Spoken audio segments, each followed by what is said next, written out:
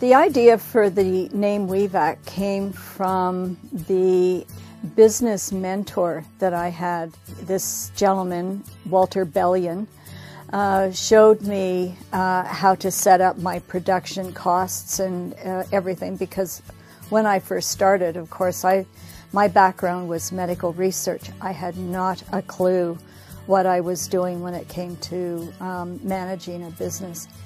And so I took this course, and during the first couple of weeks, he kept saying, "Well, what do you call this?" And I said, "Well, I've been trying to come up with a name, and this man is brilliant." And so we brainstormed and came up with, baby vac, and that sounded more like a vacuum cleaner for babies, or a few things. And one Sunday morning, he called and he said, it's one of those eureka moments. He said, "I've got it." I said, "Okay, what?" And he said, "WEEVAC, get the WEEVAC." He said, it has to be something like get the Kleenex, get the WEEVAC. So that's how the name, and every time when people ask me that, I think of Walter Bellion, because he was such an interesting man. Well, the idea of this stretcher came when I was watching news coverage of the Mexican earthquake on TV. And in Mexico City, one of the hospitals had collapsed down, pancaked down, floor on floor.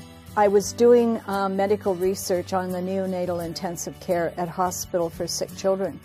And our primary focus was premature infants. So when the news came that they were pulling premature infants out of the hospital rubble in Mexico City, that got my attention. And what I saw were rescuers moving these tiny little people onto a huge adult-sized pole stretcher, and somebody would hold on to them, and then they would run to get them to whatever staging area. And I thought, wow, there has to be a better way of doing that. And if you back it up, you wouldn't have probably been able to change that situation, because earthquakes are so instantaneous, no warning whatsoever. But if staff had a way, a quick, simple way of getting infants out of a neonatal intensive care, or a normal nursery for that matter, that was quick, safe, 8-pound stretcher, empty, so you load it with 10-pound babies. That's a 68-pound stretcher. 2 nurses can walk away with that.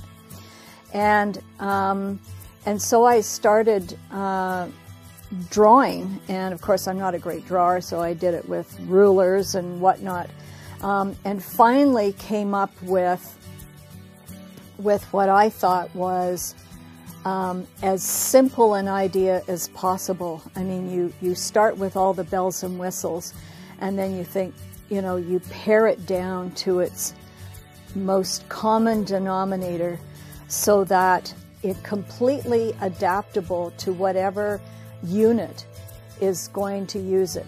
I don't know the patients they have.